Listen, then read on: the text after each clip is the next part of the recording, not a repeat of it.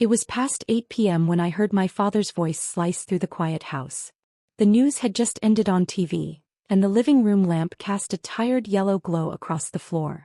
I wasn't supposed to be near the doorway, but something in his tone stopped me mid-step. "Kelsey's not getting a penny," he said. His words were sharp, deliberate. "She's background noise. Always has been. Have you ever been told you don't matter, by the people meant to love you most? Don't look away. This story will make you feel every word." I froze. My hands were still damp from washing dishes. I stared at the faint reflection of his face in the hallway mirror, calm, confident, sipping whiskey like he'd said nothing cruel. Mom sat across from him, twisting her scarf the way she always did when she didn't want to speak. The silence that followed was heavier than the insult itself. He kept talking softer now, almost casual. "She wouldn't know what to do with money anyway. She'd just waste it. Best to leave things where they belong." Mom didn't disagree. She only nodded once, her eyes fixed on the flickering TV. Something in me went very still. I wasn't angry, not yet. I was awake. I took a step back, careful not to let the floorboard creak. The smell of cigar smoke drifted down the hall, sweet, bitter, and familiar. He used to make me think of childhood nights when I'd sit on the rug and listen to him tell stories. Now it made my stomach turn. I stood there longer than I should have, holding my breath. My reflection in the hallway mirror looked strange. Older, harder. It wasn't sadness in my eyes. It was calculation. That realization scared me more than his words did. I didn't cry. I didn't storm into the room demanding explanations. I just walked quietly to my bedroom. When I shut the door, the latch clicked louder than I wanted. I waited, half expecting him to call out, but he didn't. On my nightstand sat Grandma's photograph, her eyes kind and knowing. She always told me, "Listen more than you speak, Kelsey. You'll hear the truth faster that way." I hadn't realized how true that was until tonight. The next morning, the house carried the same air of practiced normalcy. Dad's newspaper lay folded beside his coffee mug. Mom's scarf hung perfectly on the chair. No one mentioned what had been said. I made breakfast as usual. The smell of fried eggs and coffee filled the kitchen, but beneath it tension simmered, quiet, invisible but alive. When I placed his plate on the table, he didn't look up. "Morning," he said flatly. "Morning," I replied just as calm. Our eyes met for half a second, enough for him to see that something in me had changed. I wasn't small anymore. I wasn't background noise. He didn't notice, but I caught the faint tremor in his hand when he lifted the cup. Guilt? Maybe. Fear? Not yet. But something. At noon, I decided to clean Grandma's old study, something Mom always avoided. The room smelled faintly of dust and lavender, and sunlight poured in through the sheer curtains.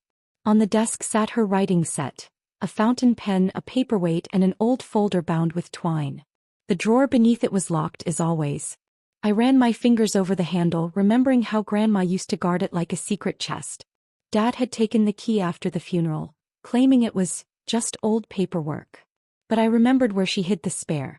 I lifted the photo frame on the bookshelf, the one with me and her at the lake. Behind it, taped neatly to the back, was a small brass key. It had been there for over 15 years. I didn't open the drawer, not yet. I wasn't sure why.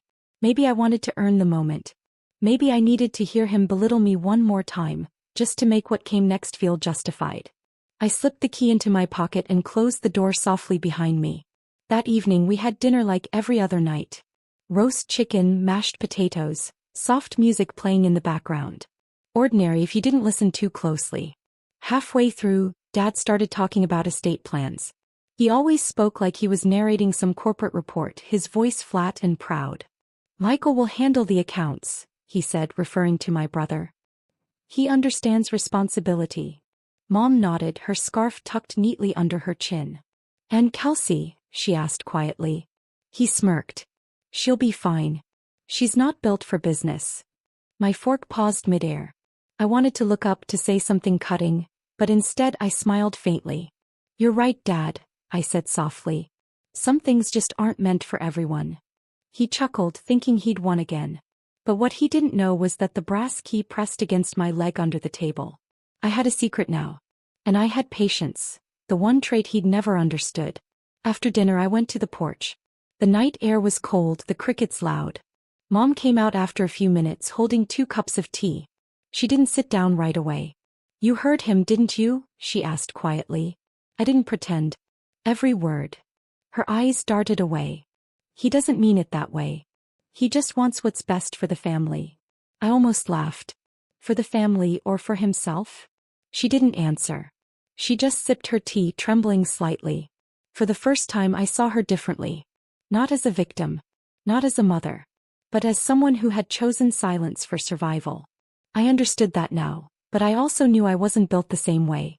When she finally looked at me, there was a flicker of guilt in her eyes. "You remind me of her," she whispered. "Grandma." She nodded. She always saw more than she said. That was all I needed to hear. Later that night, when the house was dark and quiet, I returned to the study.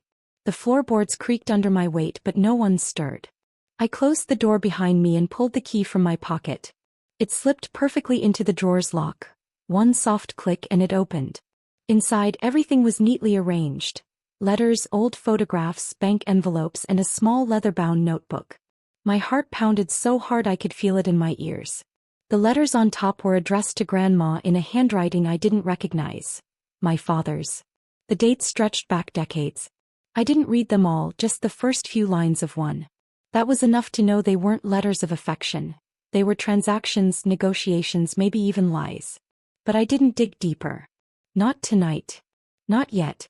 The secret inside that drawer had waited 15 years. It could wait one more day. I closed it gently, returned the key to my pocket, and whispered to the empty room, "Tomorrow." When I stepped out into the hallway, I heard movement from the kitchen. The sound of glass clinking. My father was there, pouring himself another drink. The amber light caught the side of his face, sharp and familiar. He noticed me in the doorway. "Couldn't sleep?" he asked, casual as ever. "Just thinking," I said. "About what?" I met his eyes. "About family." He smirked, taking a slow sip. "Don't think too hard, sweetheart. It never did you much good." I smiled, not the kind he was used to. This one was quiet, knowing. "Maybe not before," I said. "But times change." His brow furrowed just slightly. "What's that supposed to mean?" I shrugged. "Nothing." Then I turned and walked away, leaving him alone in the half-light. As I reached my room, I caught my reflection again in the hallway mirror. The same place I'd stood when I first heard him call me nothing. But this time I didn't look small. I didn't look invisible. The air smelled faintly of whiskey and dust, but underneath it I could almost sense something shifting, power tilting ever so slightly in my direction. I placed the brass key beside Grandma's photo and whispered, "You were right. Listening tells you everything." Outside, the wind picked up, brushing against the windows like a quiet warning. I didn't know exactly what lay inside that folder, but I knew it held the truth, and the truth had teeth. Tomorrow I'd open it for real. But tonight I let the silence settle. I let him sleep soundly in his lies. Because I'd just heard the first crack in his perfect little world, and I intended to widen it.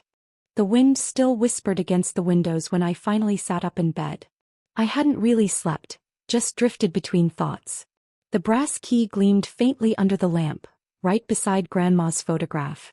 Her smile seemed to watch me, quiet but knowing, as if she'd been waiting for me to do what I'd avoided for years. Morning light came slow, gray and heavy. I wrapped my robe around myself, feeling the stiffness in my joints, and for a moment I wondered if I was foolish for even thinking of going back into that study. But then I remembered his voice. "Kelsey's nothing." The words still rang in my chest like a bruise that wouldn't fade. Downstairs, the house carried its usual Sunday quiet. The kettle hissed faintly, and somewhere the clock ticked in perfect rhythm. Too perfect, too calm for a house built on secrets. I made myself tea, but it tasted of metal and old memories. Mom was already in the garden, pruning roses she never cared for, lost in her quiet way of escaping everything. I didn't join her. I couldn't. Today wasn't for pretending. Today was for truth. When I entered Grandma's study again, it felt different, colder, as if the air itself knew something was about to be disturbed. Dust floated through thin beams of light, catching the soft hum of morning stillness. I locked the door behind me this time. My fingers trembled slightly as I picked up the key again. It felt heavier than last night, maybe because now I understood what it could unlock. The brass slid perfectly into the drawer's lock, and when I turned it, the soft click echoed louder than expected. I drew a deep breath, then pulled the drawer open. Inside lay the same leather-bound folder tied neatly with twine. The papers smelled faintly of lavender and old ink. Grandma's handwriting was still there, elegant and steady. My name was written on the top corner in fading blue ink. For Kelsey. I sat down slowly, my hands pressed against the edges of the desk. For a long moment I just stared at it. It felt sacred and dangerous. When I untied the string, a thin layer of dust scattered into the sunlight. The first few papers were ordinary, bills, receipts, property notes. But beneath them were letters, all written by my father. The tone changed from formal to personal, then desperate. Some letters were addressed to bankers, others to lawyers. A few even to Grandma herself. Please sign this before the end of the quarter. We can settle it quietly. Don't tell Kelsey. It's better she doesn't know. My throat tightened. These weren't business exchanges, they were cover-ups. I flipped through page after page, my eyes scanning words I didn't want to understand. One letter caught me off guard. It was dated 2 weeks before Grandma passed. Her handwriting was shaky but clear. You're making a mistake, John. This money was never yours to move. It belongs to her. I didn't need to guess who her was. My name wasn't written, but I could feel it there between every word. The realization made my hands shake. My father, the man who called me useless, had forged his own mother's trust. My chest tightened, but instead of crying I laughed quietly. A low, hollow sound. He always told me to stay out of adult matters. Now I knew why. I pressed my hand against my chest to steady my breathing. My heart thudded like a hammer in my ribs. Part of me wanted to march downstairs, slam those papers onto the table and scream every word at him. But another part, the part that looked like Grandma, whispered not yet. Patience. Proof. Timing. He'd taken everything with control. I'd take it back the same way. I gathered the papers carefully, separating them into 2 piles. Those signed by him and those signed by her. Every detail mattered now. I'd need copies, records, and witnesses. That's when I noticed something else. A thin envelope wedged under the folder's flap. It was sealed with wax. Old-fashioned. The red mark had cracked slightly with time, but the impression still showed. The same rose emblem Grandma always used on her stationery. Inside was a note written in her hand. If you're reading this, then you've already heard them. They'll deny everything as they always do. Don't confront. Collect. Truth will find its voice when you do. A tear rolled down my cheek before I even realized it. She'd known. She'd always known. I folded the note gently and placed it back into the envelope. There was one more thing beneath it. A small brass key with a number etched into it. Number 318. It didn't belong to anything in this house. Bank box maybe? Safe deposit? Whatever it was, Grandma wanted me to find it. I placed the new key beside the first one. They looked like matching pieces of the same puzzle. Hours passed before I realized how long I'd been sitting there. The sunlight had shifted across the carpet, stretching long and golden toward the door. I carefully packed everything back the way I'd found it. Only this time I slid copies of the important letters into my sweater pocket. When I stepped out, the air felt heavier, as if the house had noticed what I'd done. I locked the study behind me and tucked the key into my sleeve. Mom was at the dining table now, folding napkins with unnecessary precision. She glanced up when I entered. You were in there long, she said. I was just sorting some of Grandma's things, I replied. She hesitated. Your father doesn't like anyone in that room. I met her gaze. I know. The way she looked at me then, half worry, half understanding, told me she'd guessed more than I'd said. Later that evening, the house gathered itself for dinner again. The air was thick with roasted meat and tension. My father sat at the head of the table, still confident, still in control. But I noticed the small details. The way his jaw clenched when I entered, the flick of his eyes toward the hallway where the study was. He knew I'd been in there. Or at least he suspected. I kept my tone casual, asking about the news, about Michael's job, about nothing important. He answered in his usual clipped tone, pretending civility. But his gaze lingered on me longer than before. Cautious, assessing. That's when I realized something else. For the first time in my life, he didn't know what I knew. And that uncertainty, that invisible shift of power, felt intoxicating. After dinner he went to his office. I heard the familiar creak of the chair, the shuffle of papers, the faint click of his pen. Mom lingered in the kitchen, washing dishes long after the plates were clean. I helped her dry them silently. Finally, she said without turning around, "He's been restless all day. I think he feels something's changing." I looked at her. "And you?" She set down the dish towel. "I stopped feeling safe in this house years ago." The way she said it, softly but with finality, sent a chill through me. She wasn't warning me to stop. She was warning me to be careful. That night I didn't sleep again. I sat by the window, a small lamp lighting the folder spread across my lap. The papers fluttered slightly each time the wind brushed against the glass. I studied every signature, every date, every mark that could prove what he'd done. Somewhere inside a plan was forming, not rushed, not chaotic. Calculated. My grandmother had always said, "Revenge isn't anger, it's balance." And now I finally understood. I wasn't just a daughter he'd dismissed. I was the quiet observer. The one he'd underestimated.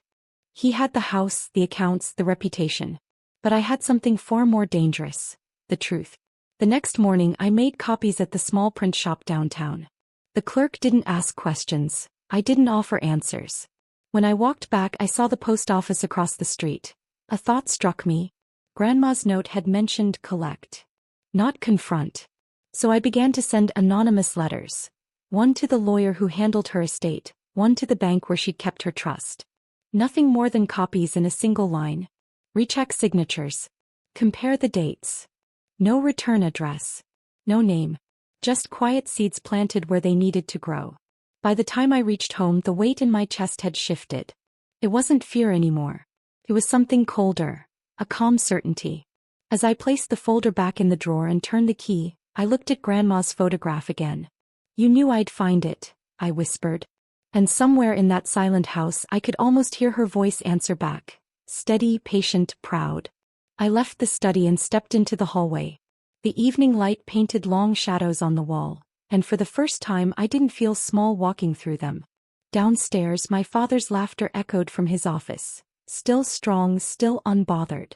But I smiled to myself. Because what he didn't know yet was that every sound in this house now belonged to me. Every word he'd said, every lie he'd written, all of it was mine to use. He thought I was background noise. But soon he'd realize, I'd been recording the entire melody. That thought lingered in my head all morning like a low hum beneath the sound of coffee dripping and the clock ticking above the stove. The world outside looked ordinary, birds pecking at the feeder, sunlight breaking through thin clouds. But inside me something had shifted. I wasn't the same woman who once flinched at his voice. I was steady now, colder, quieter. The calm before a storm that no one else could hear coming. I poured myself a cup of coffee and sat by the window where I could see the driveway. My father's car gleamed under the morning light, polished, perfect. The kind of perfection he demanded from everyone around him. He left every morning at 8:15 sharp. He tapped the horn twice even if no one was outside. A small, arrogant ritual. I watched as he walked out in his pressed suit, shoulders straight, unaware that the very papers he forged were now sitting in copies at 3 different offices downtown. His shadow stretched long across the lawn before the car door shut and silence reclaimed the house. Mom appeared in the doorway a few minutes later, her scarf loosely draped over her shoulder. "You're up early again," she said softly. "Couldn't sleep," I replied. She hesitated, eyes darting toward the study. "You're still looking through her things?" I smiled faintly. "No. I think I've found what I needed." That was true mostly. What she didn't know was that what I needed wasn't in that folder anymore. It was already set in motion. The next few days unfolded like a slow waltz, deliberate, practiced. I kept my routine exactly the same. I made breakfast. I watered the plants. I answered Mom's half-hearted questions about weather and groceries. On the surface nothing had changed. But beneath it everything had. I started keeping a small notebook in my apron pocket, not to write down feelings but to track movements. When he left, when he called, what mail arrived, who visited. Every detail mattered. One afternoon I noticed a new envelope on the hall table. It was addressed to my father from the bank. The logo was small but my pulse quickened when I saw the name, the same institution Grandma had used. He tore it open carelessly while eating lunch the way he always did, then paused for half a heartbeat. Just long enough for me to notice. His expression didn't change, but his hand gripped the paper tighter.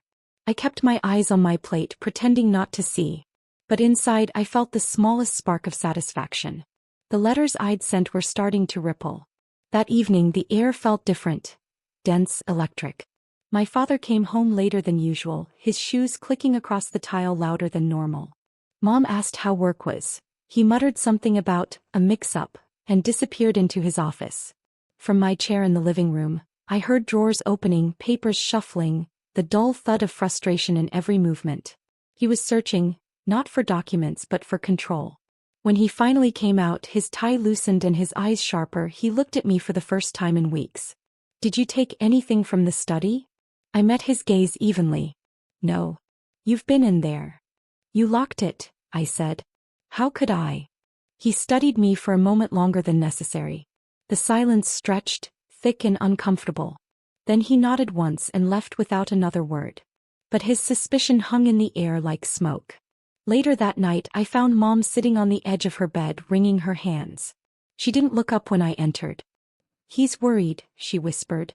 "About what?" "About being exposed." The way she said it, not about losing money, not about a mistake, but being exposed, told me she knew more than she'd ever admitted. I sat beside her, the mattress dipping between us. "You knew, didn't you?" I asked quietly.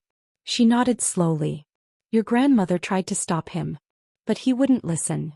Her voice trembled, not from fear but from years of silence. "He said it was for us, for the family." I wanted to believe that. I took her hand gently. "And now?" She looked at me then, tears glistening in her eyes. "Now I'm just tired of pretending." It wasn't an alliance, not yet. But it was something close, the smallest crack in her loyalty to him. Days turned into a strange rhythm of watching and waiting. I moved through the house like a ghost, noticing every sound, every glance. The phone rang more often now. He spoke in low tones, retreating to the office, slamming the door after every call. At dinner he barely ate. His fork clattered against the plate. Mom said nothing. I followed her lead. Silence was our shield. One evening, while clearing the dishes, I caught sight of a small box tucked beneath the sideboard. It wasn't there before. When I bent down to pick it up, he snapped from across the room, "Leave it." The sharpness of his voice cut through me, but I set the box down slowly, forcing a neutral smile. I was just moving it.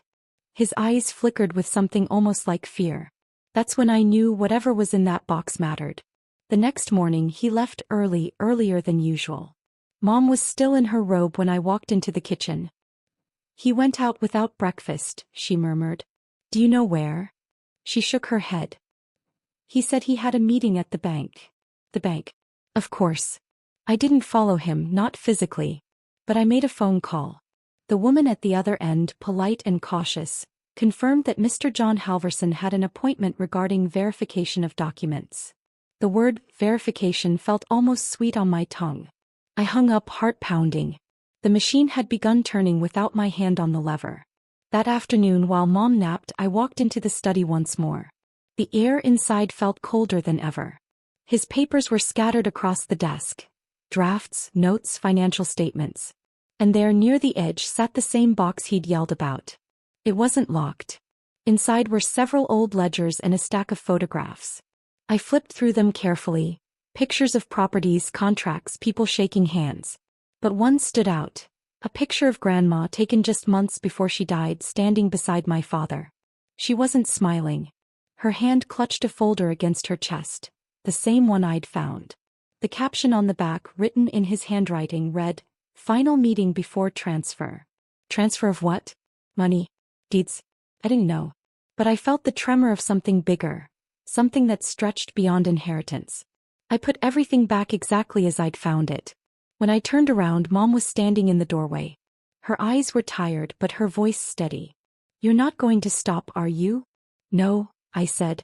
She nodded slowly. "Then promise me you'll be careful." "I will." We both knew that was a lie. Evening came with rain. The kind that falls softly at first, then builds into a steady drumbeat against the windows. I sat by the fireplace, staring at the flames, the folder resting on my lap once again. For the first time, I wasn't afraid of what I might uncover. Fear had burned itself out, leaving only focus. He came in late, soaked and irritated. His coat smelled like smoke and rain. He poured himself a drink, gulped it down in silence and turned toward me. "Have you been talking to anyone?" "About me?" he asked suddenly. I kept my voice calm. "Should I have?" His jaw tightened. "If anyone calls asking questions, about the estate, about your grandmother, you say nothing." "I always listen, remember?" I said softly. He didn't respond. He just stared at me for a long time before walking away. When the door closed behind him, I exhaled slowly, my fingers tracing the folder's worn edges. He was unraveling, thread by thread. Over the next few days, I noticed small signs of decay in his perfect world. The phone calls grew harsher. He stopped going to the club. The mail piled higher each morning, thick envelopes stamped with official seals. He snapped at Mom for small things, burnt toast, misplaced keys, even the way she folded napkins. Each outburst revealed another fracture in his composure. And through it all I remained steady. Calm. Watching. Because I'd learned something Grandma hadn't lived long enough to see. Sometimes revenge doesn't require destruction. It only needs exposure. One night as I sat in the living room with the lights low, I heard him on the phone. His voice was sharp, desperate. "No, I don't know how they found out.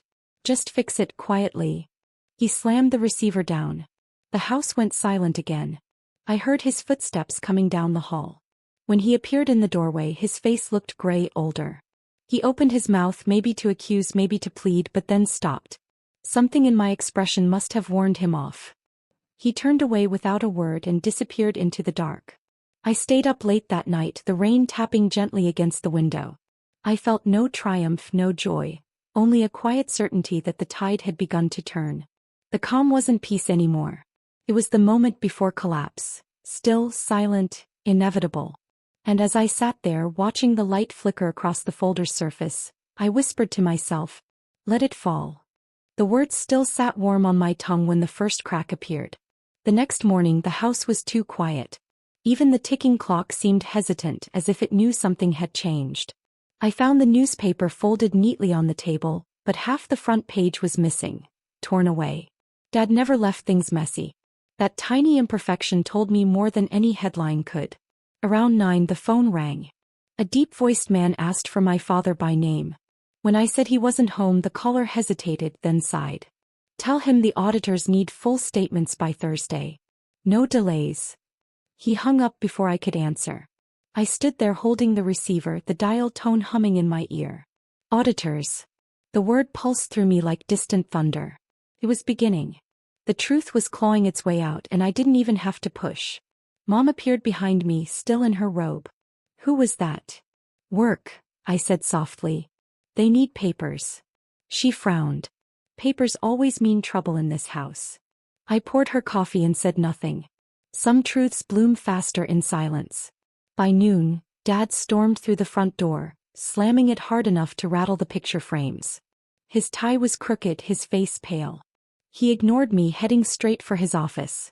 The thud of drawers, the scrape of files, the harsh slam of cabinet doors. All of it formed a rhythm of panic. I walked past the room once, pretending to dust the hall table. Through the half-closed blinds I saw him pacing, phone to his ear. "I don't care what they found, just fix it." Pause. "No, she doesn't know anything." He glanced toward the door. I stepped away before he saw me. But I smiled to myself. She doesn't know anything. Oh, but she did. That night he skipped dinner. Mom tried to knock, but he barked something sharp and she retreated. I ate alone at the kitchen table, the hum of the refrigerator my only company. Each bite of cold chicken felt like a countdown. When I finished, I carried a plate to his office door. "You should eat," I said quietly. "Leave it." His voice sounded smaller now, scraped raw. I left the plate on the floor and walked away, my heart oddly calm. Days blurred into each other. Every morning new envelopes arrived, thick ones stamped with official seals. Every evening his temper grew shorter. He shouted at the phone, at the television, at the dog barking next door. The empire he'd built on forged ink and arrogance was crumbling one phone call at a time. And he watched. Not with joy, but with a strange stillness, like standing at a window during a storm. You can't stop the rain, you can only witness how it falls. Then one afternoon everything snapped. I was folding laundry in the living room when the front door burst open. He charged in, face flushed, eyes wild. "Where are they?" he shouted. I stood frozen. "Where's what?" "The papers. Someone sent copies of my files to the firm." "My files, Kelsey?" His voice cracked on my name, more fear than fury. I set down the towel, steadying my breath. "Maybe you should talk to your lawyer." "I already did," he roared. "He said the handwriting doesn't match. Someone tampered with it." For a second I almost pitied him. Almost. Then he grabbed my arm, his fingers digging into my sleeve. "Did you go through my things?" I met his eyes, steady, unblinking. "I wouldn't need to. You've been leaving your lies everywhere." He froze, realizing I wasn't afraid. His grip loosened. "You don't know what you're doing." "Maybe," I said, pulling free. "But you're finally learning what it feels like to lose control." He stared at me for a long moment, then turned and stormed down the hall. A door slammed. Glass shattered. The dog next door started barking again. That night I heard them arguing behind closed doors. "You said she'd never find out," Mom hissed. "I handled everything," he snapped. "Someone else is stirring this up." "You mean your conscience?" The silence that followed was louder than the shouting. Then came a sound I hadn't heard in years. A choked sob, quickly stifled. I didn't know if it was his or hers. I sat on the stair landing in the dark, hands clasped tight, listening. For the first time the mighty voice of my father sounded small. 2 days later, men in gray suits arrived. They didn't knock. They showed badges, spoke in calm, rehearsed voices, and asked to see Mr. Halverson. Mom's hands trembled as she led them inside. I stayed by the doorway watching. The world was finally entering the house I'd lived in all my life. From the hall I could hear the rhythm of questions. When was this account opened? Who authorized the transfers? Why was the beneficiary name changed? His answers stumbled, tripped, collided. Papers rustled. Pens scratched. A man coughed politely. After 20 minutes they left. Civil, professional, devastating. Mom shut the door behind them, then leaned against it, eyes closed. "What happens now?" she whispered. "Now," I said softly. "We see what truth does when it's given light." That evening he called a family meeting. The last one he ever would. We sat at the long dining table, untouched food cooling between us. His face was gray, his suit wrinkled, his authority gone. "I made mistakes," he began, voice thin. "I did what I thought was right for this family." I tilted my head. "By erasing part of it?" His jaw tightened. "You don't understand, your grandmother's plans would have destroyed us. Or just you." Mom flinched. "Kelsey." "No, let her speak," he interrupted bitterly. She finally found her voice. "Might as well use it." I leaned forward, elbows on the table. "Grandma trusted you and you turned her trust into a signature. I don't need to understand that, I lived under it." He stared at me across the flickering candlelight, something hollow flickering in his eyes. For the first time he didn't argue. He just said quietly, "What do you want?" The question startled me. I hadn't thought of it in those words before. What did I want? Revenge? Justice? Maybe just to see him ask me for something. "I want the truth on paper," I said finally. "Signed, sealed, and read out loud." He nodded slowly, defeated. "You'll have it." But I didn't believe him. The next morning the newspaper returned, this time intact. The headline read, "Local businessman under investigation for estate fraud." No name printed yet, just details pending. Still, Mom's face drained of color as she read. "They know," she whispered. I took the paper from her gently. "Not all of it. Not yet." Outside, reporters had started circling. Neighbors lingered on sidewalks, pretending to trim hedges or collect mail. The perfect family facade was cracking and the sound was beautiful in its honesty. Inside the house he sat in his office chair staring out the window. His phone rang and rang until it stopped. On the desk lay a stack of unopened envelopes, the same ones that once made him feel powerful. Now they looked like weights. "I built everything from nothing," he murmured without turning around. "And you watched it burn." "No," I said softly. "I just stopped putting out the fire you started." He laughed once, hollow. "You think this makes you strong?" "No," I said. "It just makes me free." He didn't answer. His shoulders sagged. For a long time, the only sound was the slow tick of the clock on the wall, steady, merciless. That night, Mom packed a suitcase. "I can't stay here," she whispered. "Then don't," I said. She hesitated at the doorway. "Will you be all right?" "I already am." She touched my cheek once, the way mothers do when words fail, then left quietly. The front door clicked shut and the house exhaled. I walked through each room slowly, turning off lights one by one.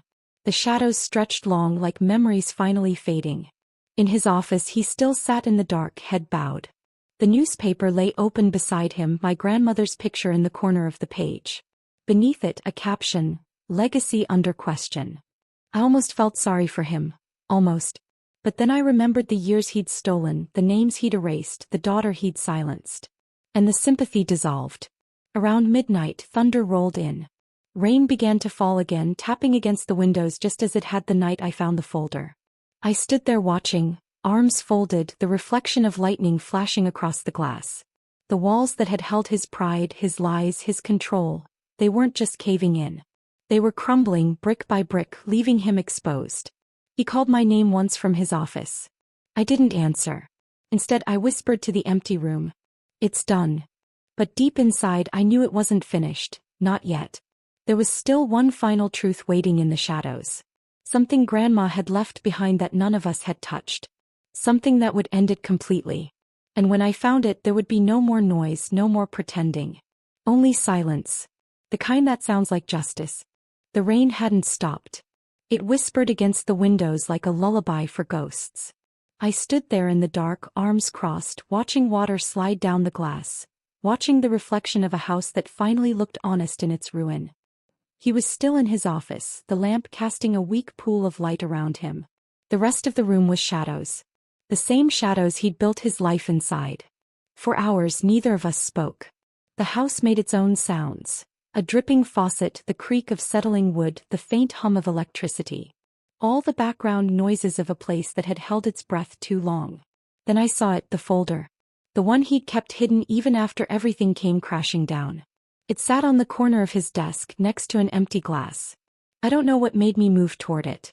Maybe instinct. Maybe fate. Or maybe it was just time for the last secret to stop hiding. When I reached the doorway, he didn't look up.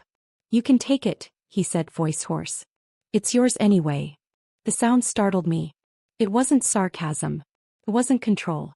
Just a man who'd run out of versions of himself to defend. I walked in slowly, every step soft against the wooden floor. The folder was damp at the edges. Rain must have leaked through the open window earlier. I lifted it gently and untied the string. Inside were a few final documents. A letter from the lawyer, an account ledger, and one small envelope sealed with wax. The same rose imprint Grandma had used. I met his eyes. "You knew this was here?" He nodded faintly. "I couldn't open it." "Why?" "Because it wasn't meant for me." His voice cracked halfway through, and for a moment, I didn't see the man who'd betrayed his own mother. I saw the man she'd tried to raise and failed. I took the envelope to the table by the window and peeled it open. The paper inside smelled faintly of lavender, like everything that had once belonged to her. "If this reaches you, Kelsey," it began, "then the truth has already hurt you. I wish I could spare you that. But pain is the price of seeing clearly." My throat tightened. What your father did was not just greed. It was fear. He was afraid of losing what little power he thought he had. He mistook silence for safety. Don't make the same mistake. The handwriting wavered toward the end, ink smudged with what might have been tears. "The bank box is yours now. Number 318. Inside is everything he took, and one thing I never told him about. Use it wisely. Not for anger, but for peace." I stared at the page until the words blurred. My hands shook. The one marked 318. I still had it. I turned to him. "Did you know about this?" He didn't answer. His silence was all the confirmation I needed. The next morning I drove to the bank. The air smelled like wet asphalt and exhaust, and the city looked washed clean by last night's storm. I parked across the street, hands trembling slightly as I held the small brass key between my fingers. Inside, the clerk recognized the box number immediately. "Ah yes. Miss Halverson," she said kindly. "This was last accessed by your grandmother years ago." My pulse quickened as she led me to the private room. The small metal drawer slid open with a dull scrape. Inside lay a stack of papers, a velvet pouch, and a single photograph. The photo was of Grandma and me. I couldn't have been more than 10. Her arm was around me, her smile wide and alive. On the back, written in her handwriting, "The only thing worth keeping is dignity." Underneath was the pouch. I opened it carefully. Inside was a gold locket, her locket, and folded inside the chain was another letter. "If he ever makes you feel small, remember this. Everything he owns began with my name. And now it ends with yours." I pressed the locket against my chest and closed my eyes. For the first time in months, I felt warmth that wasn't anger. Something softer, deeper. When I returned home, his car was gone. Mom sat at the kitchen table, a half-drunk cup of tea beside her. She looked up when I entered, eyes rimmed red. "He left," she said simply. "Where?" "I don't know. Maybe to fix things. Maybe to run from them." Her voice was steady, but her fingers trembled against the porcelain cup. "I found Grandma's box," I said quietly. Her eyes flickered with something between relief and fear. "And there's nothing left for him to fix." She nodded slowly as if she already knew. For days the house was still. No shouting. No slammed doors. No footsteps pacing down the hall. Just quiet. Real quiet. Mom started sleeping better. She began opening windows again, letting light in. I caught her humming once while folding laundry, a small, fragile sound that made me smile. As for me, I went back to Grandma's study. It didn't feel haunted anymore. I sat by the desk, opened her notebook and began writing, not about revenge but about truth. About the quiet power of listening, of waiting, of knowing. Each word felt like reclaiming a piece of myself I hadn't realized I'd lost. A week later, a letter arrived. No return address, just my name written in a shaky hand. Inside was a single line. "I'm sorry." No signature. But I knew the handwriting. I folded the letter and placed it inside the folder, the same one that had started everything. It belonged with the rest of the story now. Mom asked if I wanted to reply. I shook my head. Some silences are their own answers. That night I took the locket and walked to the garden. The air smelled of wet earth and lilac, Grandma's favorite scent. I knelt by the old rose bush she'd planted decades ago, the one that had somehow survived every season of neglect. I dug a small hole and placed the locket inside, covering it gently with soil. It wasn't about burying the past. It was about returning it to where it belonged. When I stood up, the wind brushed through the leaves and for a moment, I swore I heard her voice, faint but clear. "You listened, Kelsey. You always did." I smiled through the tears. The following morning I received another call, this time from the lawyer. "Mrs. Halverson," he said. "There's been a transfer. Your grandmother's secondary account has been reinstated under your name. It seems she had a contingency plan, one your father didn't know existed."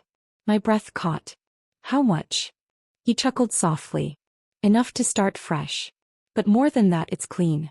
Completely separate from his mess." I thanked him and hung up, my heart oddly light.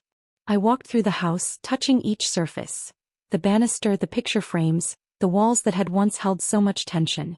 It all felt different now. Empty but not lonely. Quiet but not dead.